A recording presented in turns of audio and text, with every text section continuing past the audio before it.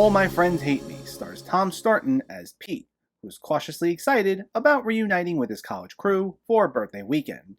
But, one by one, his friends slowly turn against him. Is he being punished? Is he paranoid? Or is he part of some sick joke?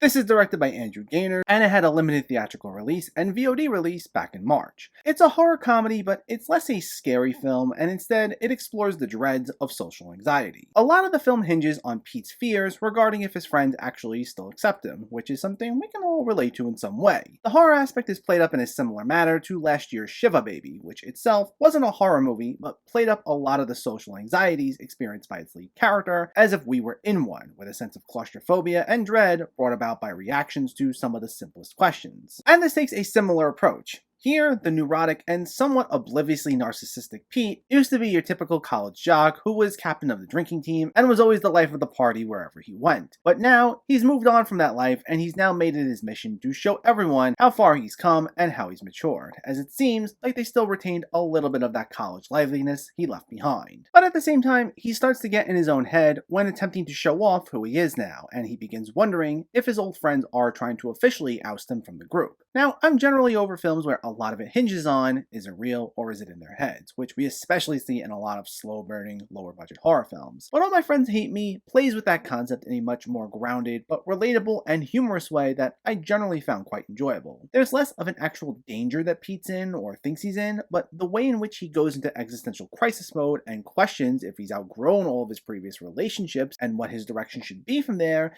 is where the genre elements come into play. It's certainly shot well, with plenty of tight close-ups and lingering shots as Pete feels this sense of anxiety of sometimes being in the same room with these people he once felt he had such a seamless connection with, and it taps nicely enough into its horror elements. Now, the blending of comedy and horror doesn't always have the smoothest of payoffs, and there were times I felt the humor was a bit too much on the drier side, but at the very least, I didn't feel like it tried milking the premise for longer than it needed to, and we were treated to some fun and sometimes cringy character interactions that felt relatable and had a nice enough style to them. And all in all, it made All My Friends Hate Me a fun enough time. It's less of a traditional horror movie, and instead it explores universal topics in a stylish manner, and while there are times it can feel a bit bumpy when it blends the two genres, it sticks the landing quite well, and it makes for an enjoyable entry in this genre.